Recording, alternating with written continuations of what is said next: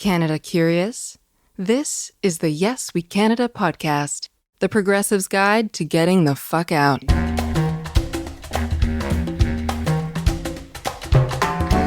This episode, all New Brunswick.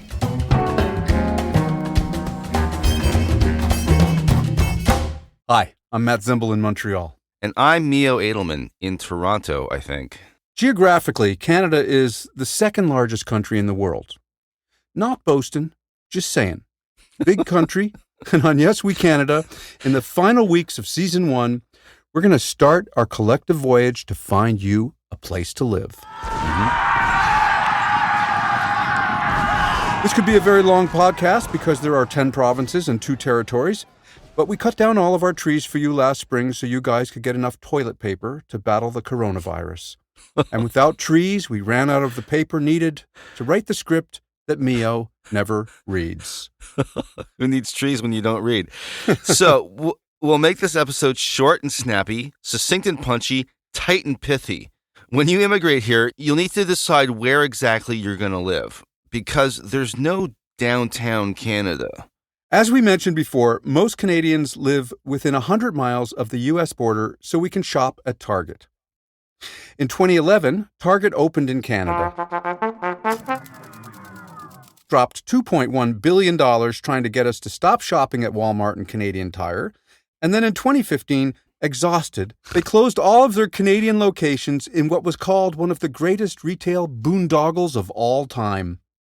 Mio, when you were the executive in charge of international expansion and world domination, you do not want your name and the word boondoggle in the same sentence. Now, Target execs, you missed the point. We don't like shopping at Target. What we do like is shopping at Target in the U.S., then sneaking back all of our Target crap without declaring it at customs, because that is shopping and passive-aggressively fucking over the man. And now we can't shop at Target anywhere because your Canadian Targets missed their targets, and the borders closed because you had a Corona-19 festival larger than any other nation on earth due to the fact that your Republican people can't wear masks because it's an assault on their God-given rights as an American. Okay, retail diatribe over. I like how the big thing that you're upset about COVID-19 is that you can't go to Target. But anyway, that was like a retail diatribe with a Republican coda. Very, very nice. Thank you. Okay, let's get started. Let's find you a place to be a Canadian. Can you see Canada? That's close enough. I thought that was, we're in sync. We're going to start on the right side of Canada. First up, New Brunswick. It's not exactly the extreme right side, No. because that will come in a future episode when we tackle Newfoundland and Labrador. But let's get you oriented. Drive to Boston, hang a left, drive north, and you'll bump into New Brunswick. You can't miss it. I think the crossing is called St. Stephen's. Yes, it is. It's a card-carrying member of a little club of eastern provinces that all border the Atlantic Ocean called the Maritimes. Other members of this exclusive club are Prince Edward Island and Nova Scotia. Okay, guys, you got to be careful of these 3 tarts because they are extremely seductive in the summer, cuddled by lots of ocean, stunning beaches, awash in lobsters, potatoes, and butter, and inhabited by the warmest people you'll ever want to meet. There's a lot of rural housing for not a lot of American money. There's some exciting medium-sized cities full of many of our expats who were also stationed here during the war in Vietnam. There's a lot to love, but maybe you might want to take her out for a spin in February just to make sure all is as it seems. In the 1970s and 80s, New Brunswick had a premier by the name of Richard Hatfield. He was the leader of the Progressive Conservative Party, which is sort of the same as military intelligence, jumbo shrimp. You get the idea. Before becoming a premier, Richard was a potato chip salesman. Well, actually, he had a chemistry degree and law degree, but he was still selling potato chips, which in New Brunswick, a serious producer of spuds, is a very dignified career. Now, Hatfield was a lifelong bachelor. He collected dollhouses. He was frequently spotted at Studio 54 in New York. So often, in fact, that back home in the fun-loving capital of New Brunswick, Fredericton, they called the premier Disco Dick. So what do you think the New Brunswick press called a dollhouse collecting, disco dancing, committed bachelor premier in the 1970s? Yep, they called him flamboyant. Once, while sitting in the legislature, the leader of Her Majesty's loyal opposition, Joe Dagg, called him a faded pansy. Ooh. No. True. Look, a premier's sexual orientation is his or her own business. As Prime Minister Trudeau I famously said, there's no place for the state in the bedrooms of the nation. I couldn't agree more. At the same time, the Progressive Conservative Party of that vintage was not in any way, shape, or form supportive of gay rights. I don't support gay rights. I'll be at Studio 54 if you need to reach me. Yeah, I don't think so. This is very arcane identity politics in New Brunswick 1970, but I like it. Are you liking it so far? Good. Oh, no, I like it. Okay. So Hatfield's 17-year reign saw New Brunswick explore all kinds of government-private sector partnerships, as is the way with progressive conservatives. Mm-hmm. In 1974, they poured a huge amount of taxpayer money into a sports car company called Bricklin, which designed and built a gull-winged carbon resin sports coupe, until they ran out of money after manufacturing 3,000 cars in what was a huge financial boondoggle at the time.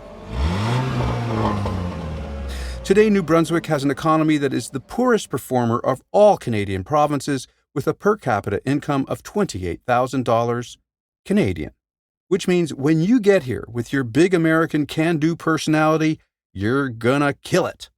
They might have the lowest per capita income, but they do have the highest speed limit on the highways of Is that true? province. I didn't know that. Yes, absolutely. Whatever they lose in slowness, they make up for in high speeds. You know why that is? They probably want people to just go through very quickly. That's exactly what I do. Actually, on my way to PEI, I'm like, right. we can, and they got new roads as well. You spent a lot of time driving through New Brunswick, right?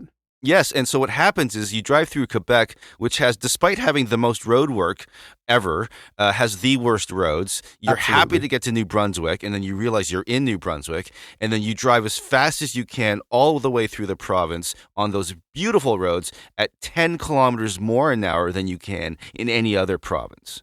Okay? Wow.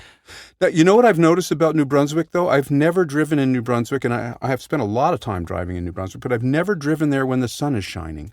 I don't know. Okay. That's something weird to...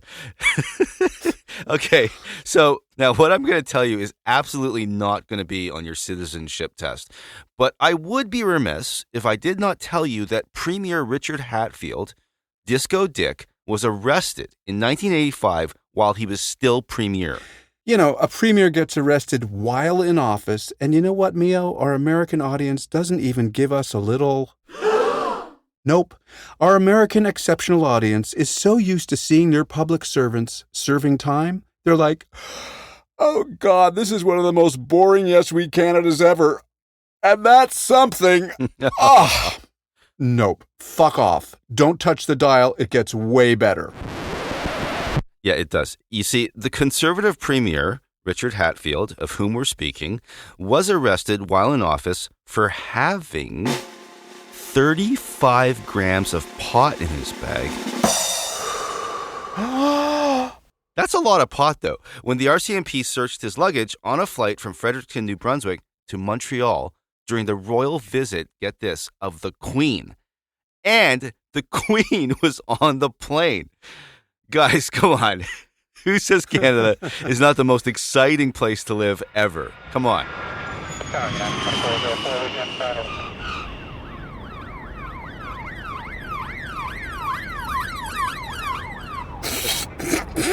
My husband and I. Whoops.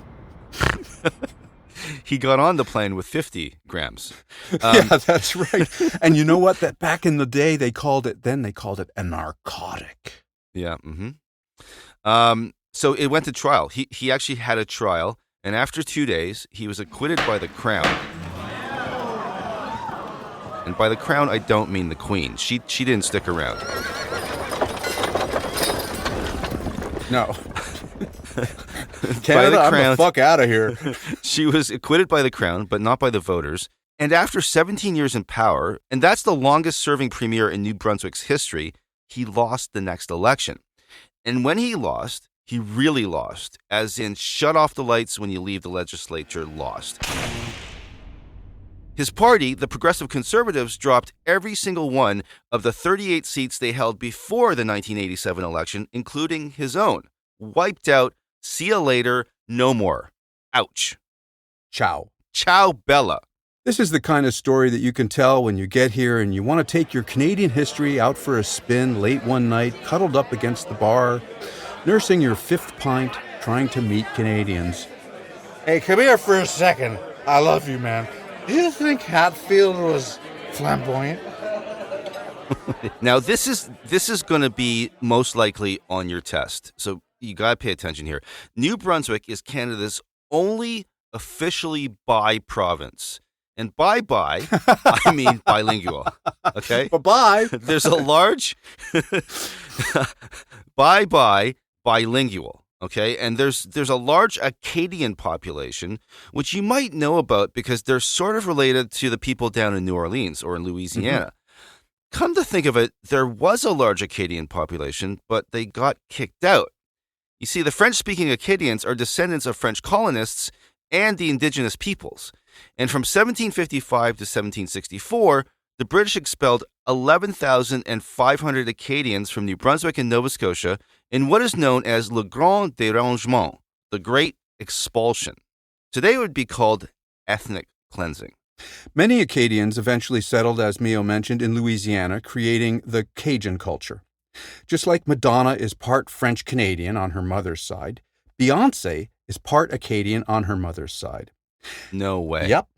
As you can see, we don't give women superstars last names up here in Canada. Sorry, that's policy. Now, Beyoncé is not just Acadian. She's the sixth great-granddaughter of the Acadian leader and hero Joseph Broussard. Wow. She also holds the record for more Grammys than any other female artist in history, and I had to mention that because to be on the Spotify platform, there now has to be at least one mention of Beyoncé per program. You went really deep into the Beyoncé family history for that one, but I applaud you because I never knew that. You know what happened? What? Jay-Z sent me some of her hair, and I got a DNA test done on her. I did my homework on this one. Okay. Additionally, beyond Beyoncé, we know that I didn't mean that. Okay, I didn't. We know that food is important Beyonce. to you. And you're like, is that like Beyond Meat? Oh, very nice. Beyond Beyoncé, we know that food is important to you, and you're probably thinking, if I move to New Brunswick, what kind of food do they have there? And if you've eaten at McDonald's, you've sampled the cuisine of New Brunswick. Mm-hmm. Because New Brunswick is one of Mickey D's principal frozen French fry suppliers for North America. McCain's. That's right, which means you could leave the U.S., immigrate to New Brunswick, and still eat your local cuisine. Here's one final fun fact about New Brunswick. New Brunswick is only one of 3 provinces in Canada that does not use a motto on their license plates. Now, we know how you guys in the States love those catchy little mottos on your license plates that your prisoners make for you. And with the largest incarcerated population per capita in the world, you have lots of motto manpower. My favorite one is New Hampshire. Live free or die. That's kind of like, bam, that is so radical. We take these rights to be self-evident. Ohio? The Ohio logo or motto is the Buckeye State. I have no idea what that means, but I think a Buckeye is like a cow or something like that. I think it's a deer. Oh, yeah, it's a deer. Sorry. But, you know, the Buckeye State, does that not just say to you, that says tailgate party? I mean, to me, that just says tailgate party. And who can forget the motto in Alaska? The I can see Russia from my house. But New Brunswick, nope, no branding on the license plate for New Brunswick, which just seems to us like a crime in tourism marketing. So we have a suggestion for the New Brunswick license plate, and we'd like to officially table it now. New Brunswick, you want fries with that? I imagine you want some fries with that. Yeah. Do they do that there? They do that in PEI. Yeah, it's called the They're sucking in inhalation. their breath. It's called the inhalation affirmation. See you next week, everybody. That's it.